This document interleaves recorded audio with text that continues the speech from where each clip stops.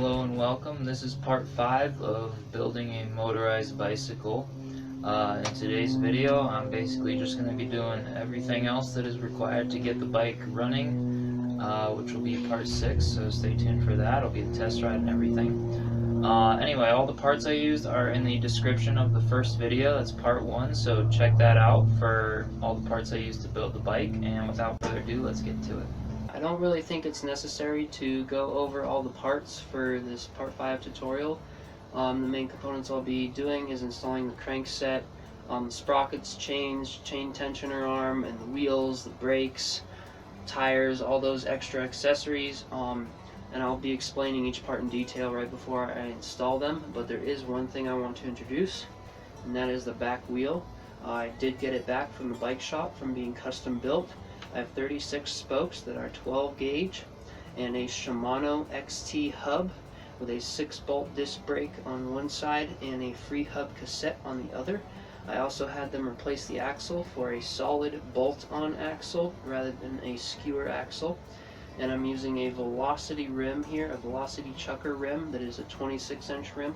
This is basically very wide and will provide a lot of strength in that back wheel for all the torque of the motor and the pedaling.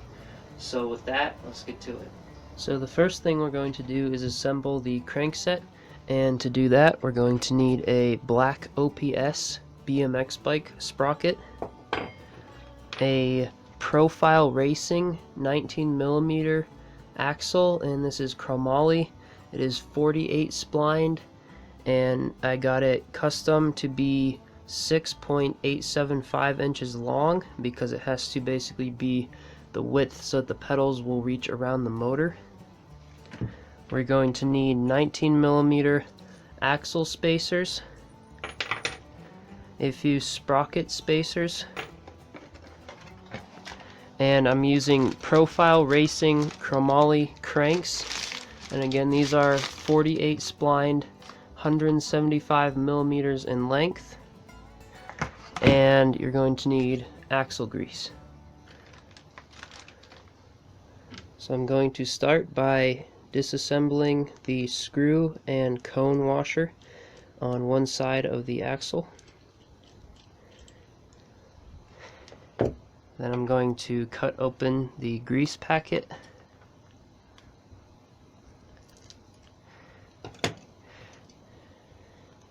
And then grease around the axle, and this is just going to give us a smooth surface. It's going to get rid of some dirt or graininess that will scratch the cranks when we slide them on. So not a ton, but just lightly grease. And when that's complete, you're going to take the crank with the hole for the sprocket holder and slide that on. And when that's most of the way slid on, I'm going to take the screw with the cone washer and begin hand tightening it. And again, I'll get everything really tight later on, but this is just to hold things in place. And the next step is to put the sprocket on, and then we can line everything up and tighten this end screw with the Allen wrench, but we'll hold off on that for now. Now we're going to take the sprocket spacer, and this basically goes from the 19mm inner diameter hole to a bigger outer diameter, and that gets basically fed through the back side of the sprocket, or yeah, the sprocket here, and we've got the logo on the front side. So now that that's in there, we can slide it over the axle so that the logo is facing the front. And then you'll notice here that there is a small hole right here, and that basically lines up with this hole there. And then we can begin threading the small Allen wrench bolt into the crank, which basically holds this sprocket from spinning. And again, we don't want to tighten anything up super tight right now. I'll do that when I have all the spacers on and I know that everything fits well. So now we are ready to assemble the bottom bracket, and to do that, first I'm going to take the grease packet And that's right, we're going to grease the axle. Make sure you got a good amount in here that'll just protect it from corrosion and rubbing and whatever else happens down in the bottom bracket. So I'm just going to rub it all around with my hands, and then also I'm going to rub the inside of the bottom bracket bearing hole to make sure the axle slides smoothly through. And before we slide it through, I'm going to take a sprocket spacer or a wide 19mm axle spacer and slide it on over the sprocket, and then a skinny 19mm axle spacer. And again, just do what works for you in terms of getting this pedal spacing correct so that it clears the motor. This works well for me.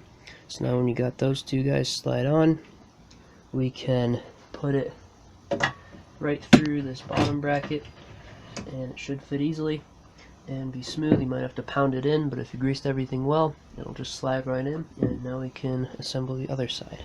For the other side, I am again going to put a thick layer of grease around the axle because a lot of it kind of rubbed off inside the bottom bracket.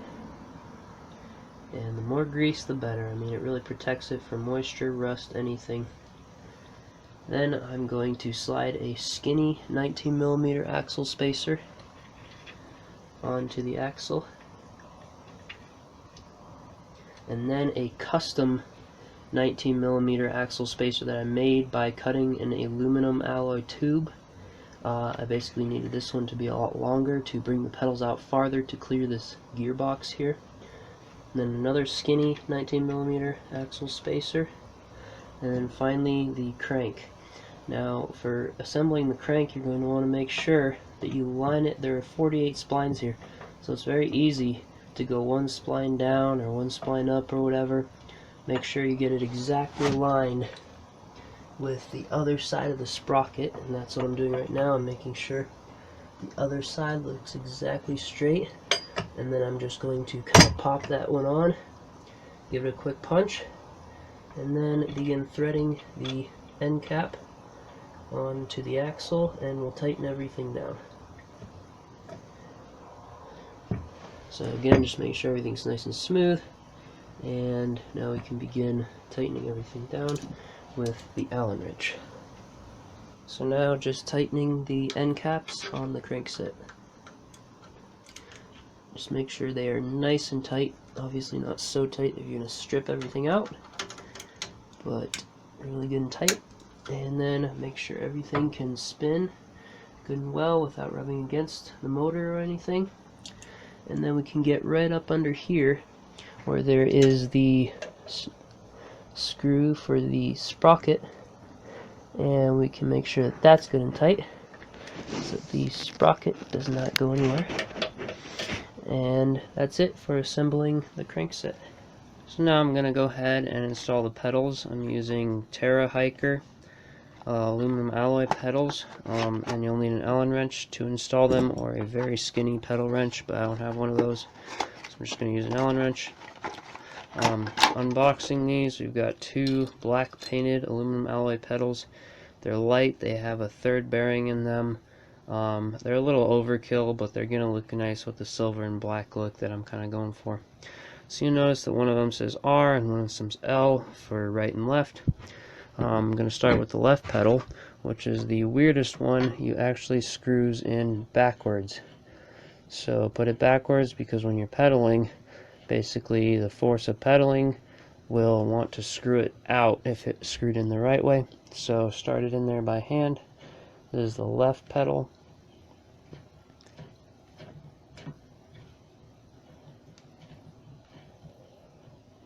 And when it's all the way in by hand, you can take the Allen wrench, and you'll notice that in the pedals there's a little Allen key from behind, or you can get a wrench that goes over there, but I'm just going to use the Allen key from behind. And we're going to tighten it again backwards, and there you go. That's the pedal of the left side. And I'm just going to let you guys do the same thing for the pedal of the right side. I won't do that in the tutorial. It's pretty simple. It screws in how you would normally screw in a bolt. It's not backwards, nothing's fancy. So I'll just get that done quick. So there you have it. The right pedal is on. So that's it for the pedals. Now that our crankset is installed, I'm going to prepare the front and rear wheels to be tired up and installed. And the little components we'll need are 6-bolt disc brake, the screws that basically go in there, and these have a little bit of Loctite on them. They are Allen wrench screws. I am also going to be using a Shimano hub spacer kit to go from that multi-speed free hub on the rear wheel to single speed using a bunch of spacers. And you'll need a front disc brake here. This is, I believe, 6-inch in diameter, and it's got 22 millimeters spacing between each one of these holes, and it's stainless steel. And you're going to need a motor sprocket with a 6-bolt disc brake pattern in the center, and if you don't have that, you can drill it. It is possible. I actually have another sprocket that came with the engine right here, but it does not have a 6-bolt disc brake pattern in the middle there, as you can see. So I could in theory lay this on top of it and trace the holes and drill each one, but I just decided to get the same size with a pre-drilled 6-bolt disc brake hole pattern. And then of course you will need the front and rear wheels. Going to start by laying the disc brake down, lining up each hole with the 6-bolt holes on the wheel. This is the front wheel, so this is the front hub where I'll be putting the brake on. Then I'm going to take the Allen screws that came with the disc brake kit and begin threading them in each one of these holes here, just started by hand.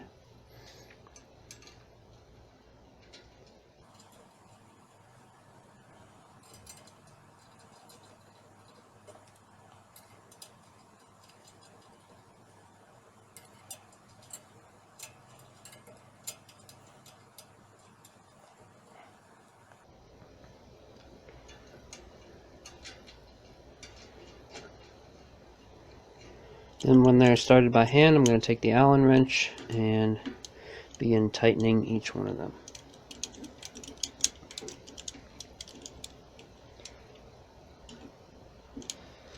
And I'm going in kind of a cross pattern here. You could do 2 triangles, or you could do what I'm doing with this cross pattern to make sure even pressure is applied.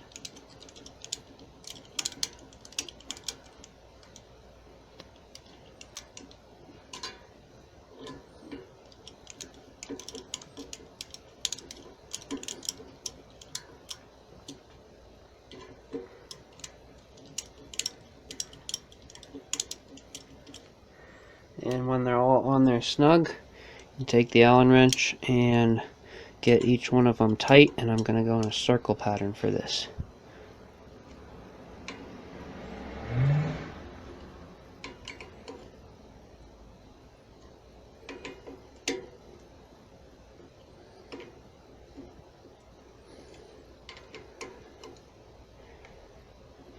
So there you have it. The disc brake is now mounted onto the front hub. Then I'm going to take my front skewer here that came with the wheel, and I'm going to just feed that through the front wheel and assemble it so that when I want to install the front wheel, everything is pretty much ready to go. So now I'm just going to screw the end cap of the skewer on, and there you have it. The skewer is now on the front wheel, and we can take it off and put it in. Now with the rear wheel, I'm going to be doing the same procedure as the front wheel, only this time it's a sprocket and not a disc brake. So now you see why we need a hub with 6-bolt disc brake holes on one side, because that side where the disc brake would normally go is going to be the sprocket. So again, I'm just going to begin hand threading the other 6 screws that were supposed to be for the back disc brake.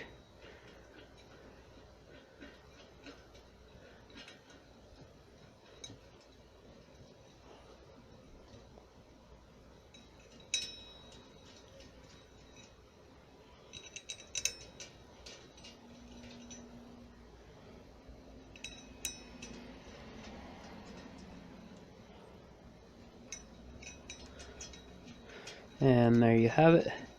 They are all threaded on my hand, and I'm going to do the same thing now as I did with the front wheel, and take the Allen wrench and go ahead and start tightening them in the crisscross pattern.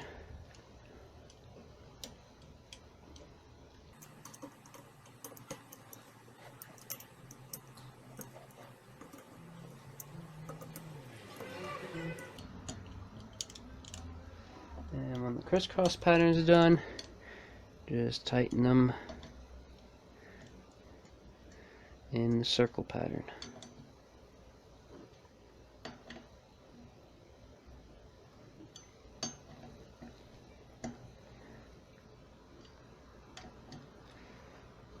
And on the disc brake too, I forgot to mention, when they're tightened in a circle pattern, you may as well just do the 2 triangle pattern to make sure even pressure is applied, because the sprocket and the disc brake do need to be very, very, very, very straight. So you have it. The sprocket is now on the rear hub. Moving on to the other side of the rear wheel, we have the free hub here. And this is where we're going to be installing the spacer kit to convert it to single speed. So first, in our spacer kit, I'm going to use the biggest one that comes with it. And again, I've got the link for the spacer kit down in the description of the first video. Then I'm going to use 2 of the smallest ones that come with the kit.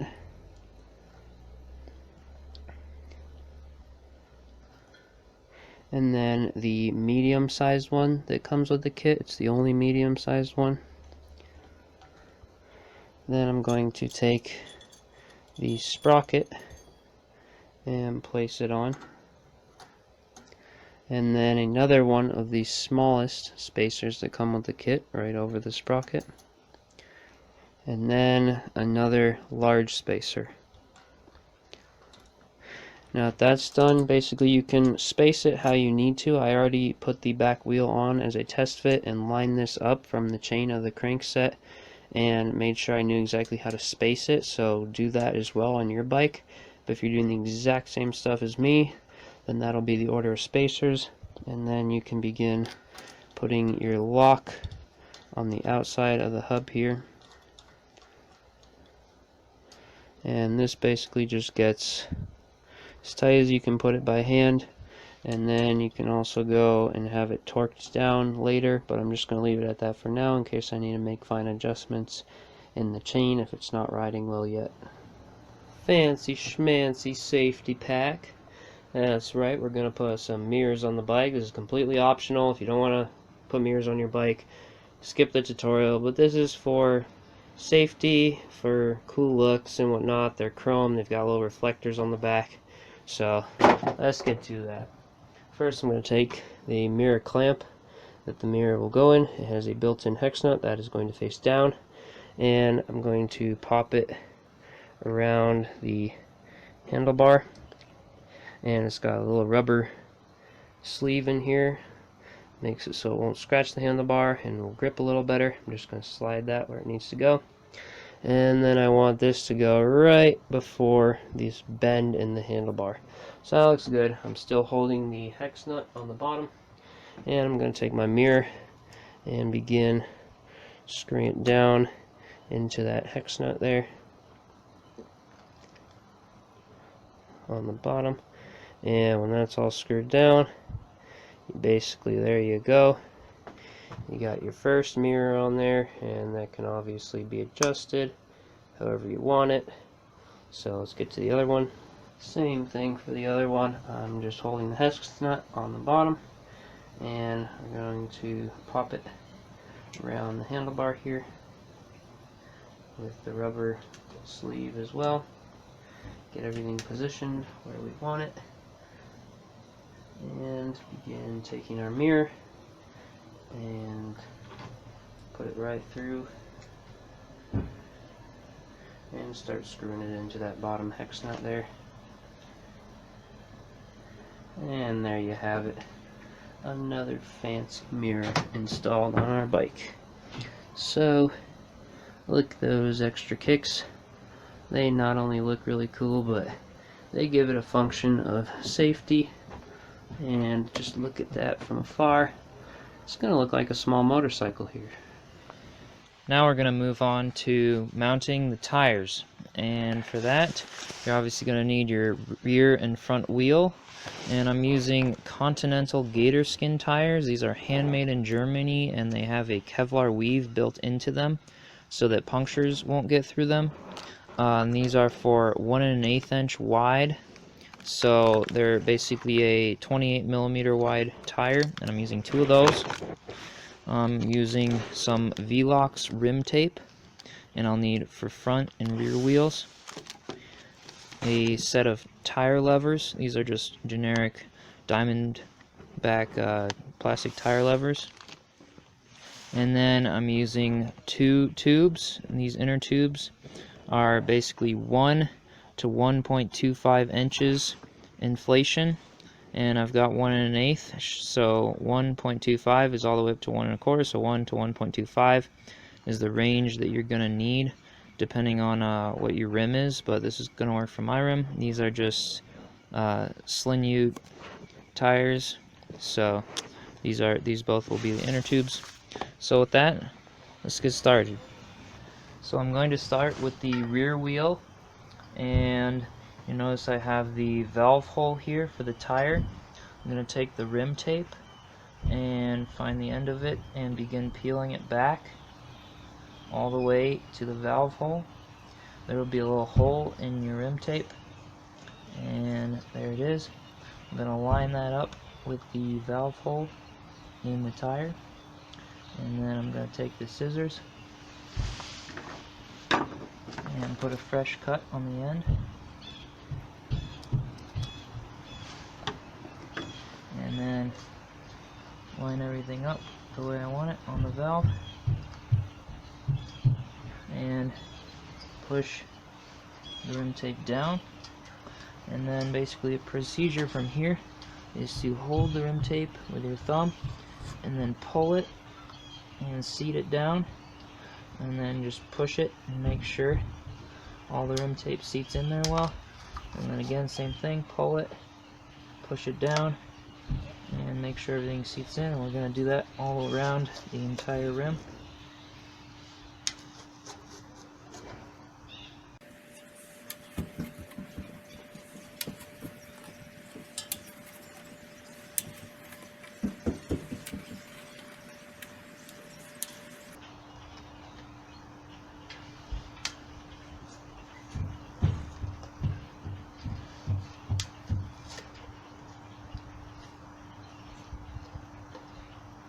And you'll notice here I have the rim tape from before. I'm going to leave it overlapping just a tiny bit and then make a final cut with the scissors, and then take the end there, pull it tight, and press the seam there so that it's pretty flat. And then I'm just going to take my finger and run it around the inside of the rim one more time just to make sure everything seats down in there well. And you're going to want to put the tire on fairly soon after putting this rim tape in, so that the blown up tire can also help push the glue of the tape to kind of seat in there really well. So that's it for the rim tape. Now we can mount the tire. Then I'm going to take my gator skin tire, and these gator skin Continental tires have a direction of rotation. You'll see a little arrow somewhere on the side. Just make sure you put that arrow facing so that when the wheel turns, the arrow goes toward the front. And then you're just going to pop the first bead of the tire. So we've got 2 beads here. You're going to pop the first bead onto the rim. And then first you're going to line the logo up right here. So you got the gator skin logo. You don't have to do this, but it's just a little more professional to line that up with the valve hole. And then you're just going to take your hands, and it should pop in pretty easily all around each side.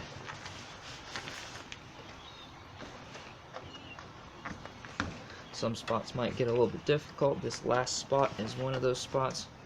And now here you've noticed half of the tube, the tire is on, and we have a small gap in here. and that's where we will be running the tube basically in through that gap. Now for the tube here, you'll notice I have pumped it up a little bit so that it's not completely flat. It only takes about 3 pumps with a bike pump to do this, and this is just so that it can kind of seat in there without getting crimped at all. So the first thing we're going to do is take the valve and pry the side here of the tire back, and we're going to seat this tire down in while basically prying it open, and until we get that valve to sit down in there through the valve hole like so. Then you're going to go around the entire wheel and just begin tucking that tire, the inner tube right under that tire in that gap, and then go around again and just make sure that the tire, that the inner tube is in the V of the rim so that it doesn't get pinched when we put the other side of the tire on.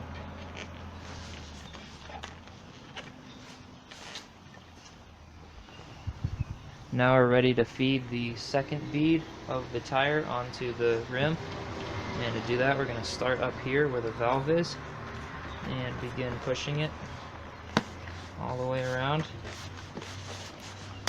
on both sides evenly.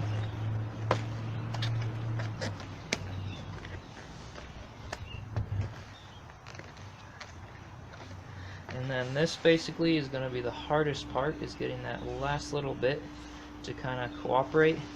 And what I do is take these 4 kind of knuckles here of your hands, place them over the tire, and just begin twisting that tire around the rim, and it should start to pry open and then eventually seat right in there.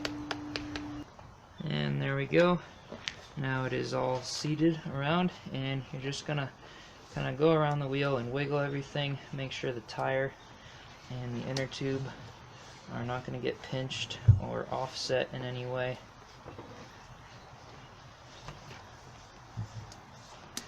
And when that's done, we are ready to start pumping it up.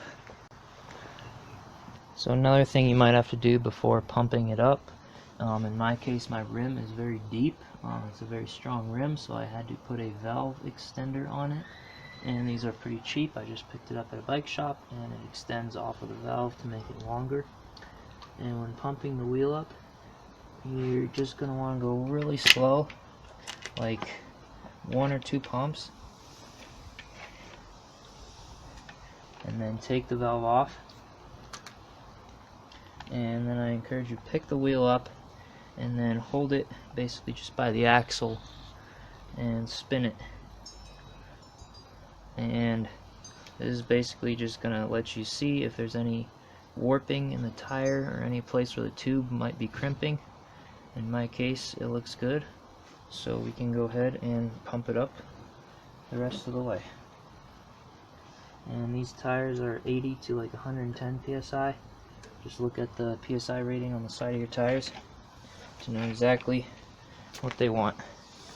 So we'll go ahead and pump this up.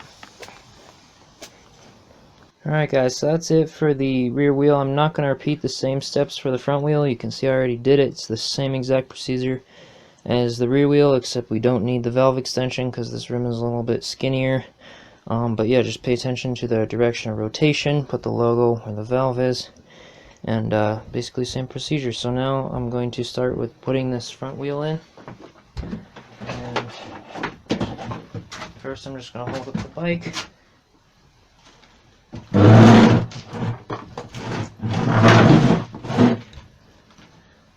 And then we're going to stick that right down in there and line up the disc brake, and it basically just goes in, and you're going to tighten this little knob down here, and then there will be a little quick release on the back, and you just tighten that quick release, and there you have it. The front wheel is now installed. And for the rear wheel, I'm just going to slide it into these dropouts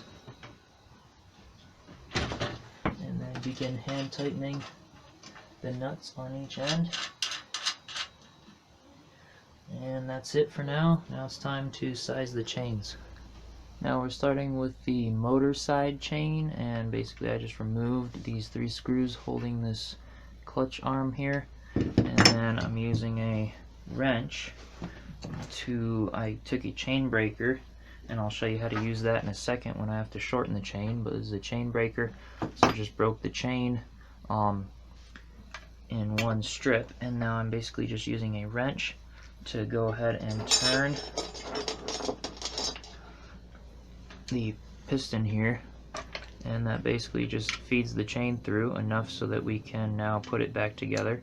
So that's about all you gotta do, is just either take a wrench or a socket that goes over this little socket inside of here and turn that gear, and it's easier if you take the spark plug out also to turn that gear, because there won't be any compression in the piston head. But that's about enough to put the chain back together. So now we can work on cutting the chain to length and putting everything back together. So now to size the chain up, you're going to first wrap the chain around the rear gear like I did, making sure this top one is pretty tight.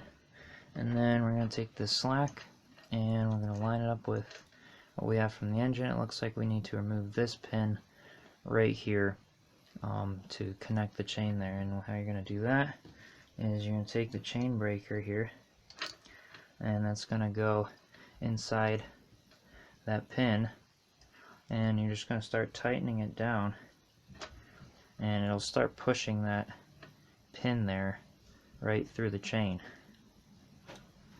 So you can see here that as I tighten this little peg of the chain is pushing out,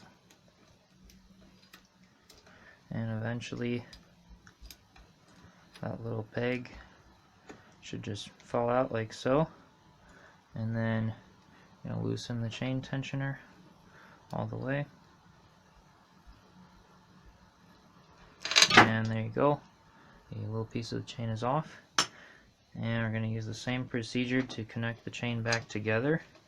I am just going to basically line everything up and then get that pin back in there using the chain arm and the chain tensioner. I'm just going to get it started by hand, and you can kind of grab it by channel locks, but basically you get the idea. I'm going to put that back in there now. So you can see now here as I tighten it that peg is going right down through the chain right where it should. And once in the middle there, chain is fully connected, and now we are ready to start putting the other chain on, and then we'll put the chain tensioner arm. So here we are on the pedal side, so we're doing just the drive chain for pedaling, and I'm just going to show you guys a closer up version of how to do this. I just basically place the chain in the middle of the chain breaker and then put the pin right on one of the chain pins and basically begin tightening, and you can see it starts pushing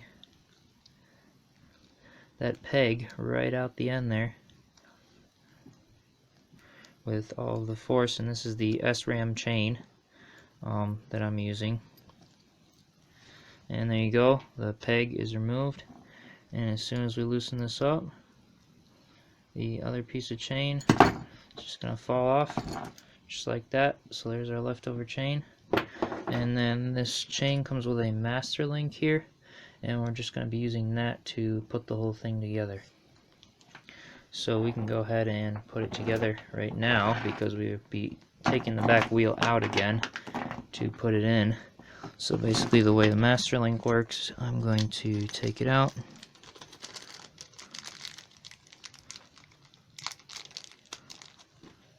and then we're going to put one side through one of the chain parts like that.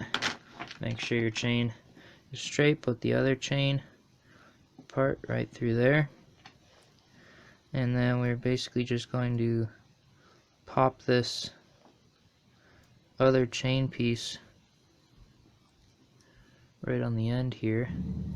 You guys can see here I have connected the pedal chain now back together with the chain breaker. But anyway, everything's hooked up and tight. So now let me flip the bike around and we can work on the chain tensioner arm for the motor. So there you have it, guys. I have the chain tensioner arm on, and I didn't film this because it was kind of hard to get the right camera angles, but basically the big important parts are I put a rubber sleeve on the inside so that it did not scratch the frame, and you basically slide it back until it has a little more give up to the top here, which we can tighten later when the chain starts stretching out. But for the most part, this is pretty good. I probably will upgrade to a spring tensioned chain tensioner arm.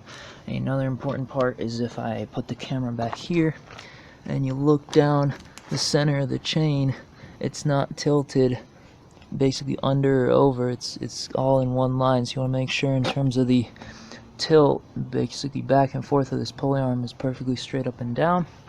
And with that set, we can start mounting the last thing, which is the seat. So basically the parts you'll need for mounting the seat are a seat post clamp, a aluminum seat post tube, and this is a 27.2 millimeter diameter, and I also put two little pieces of electrical tape right on it to make the diameter slightly bigger to fit really well.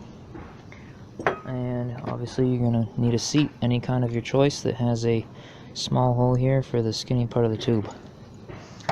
And then the tools you'll need are a wrench and an Allen wrench. So the first thing we're going to do is slide the seat post clamp right over the top of the seat post, and then slide the tube in, making sure this electrical tape here is good and straight on there well. And now you can slide that in.